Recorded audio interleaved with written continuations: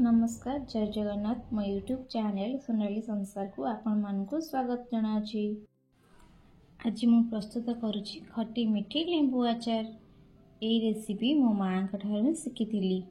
एथिरे ना तेल पड़िबो ना चीनी। आपण चाहिले ए आचार को 2 रु 3 मास रखि परिबे। एठी लेंबू को 4 खंड करी काटी ता मंजी को बाहर करनोछि।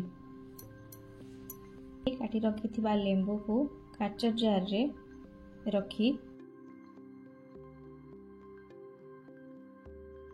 सेथिरे 2 रु 3 चम्मच लूण देई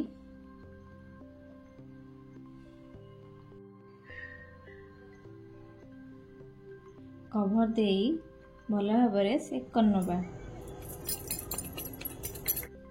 सेक कर सला परे 6 रु 8 दिन खरा रे रखिया पय छाडी दबा। मझे मझे आपको सेक करनबा जहाद्वारा कि भल भाव लुणटी लेंबू सहित भल भाव मिसीजी। लेंबूटी कलर चेंज होई लेंबूटी सॉफ्ट हो जाइछि।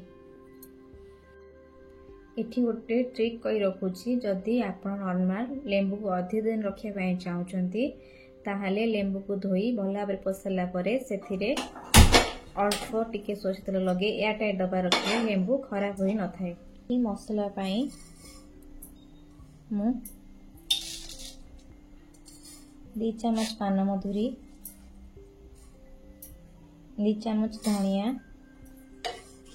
1 चम्मच जीरा 1/2 चम्मच गोलमरिच दे हल्का भाजी नउछि। कढ़ी रे 500 ग्राम गुड़ अल्प टिके पानी देई गुड़ को भल भाव मिसेई भाजी रखिथिबा मसला को ठंडा हो सारा परे ता गुंड को बेतार करनोछि।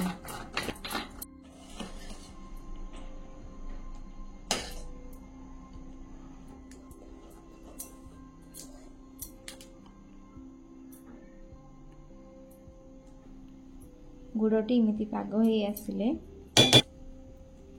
ग्राइंड कर रखिथिबा मसला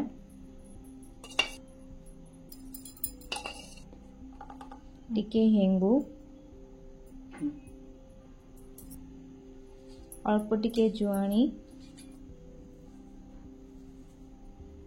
1/2 चम्मच कला जीरा ब्लैक सॉल्ट काश्मीर लंका गुंड देई भल भाव मिसई नबा।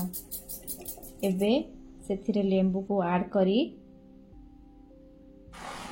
5 मिनिट पई कुक करी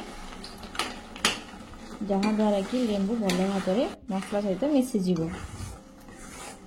जदि मो रोषे आपण मानकु भल लागुछि ताहाले प्लीज लाइक शेयर और सब्सक्राइब करिया पई भूलिबे नाही।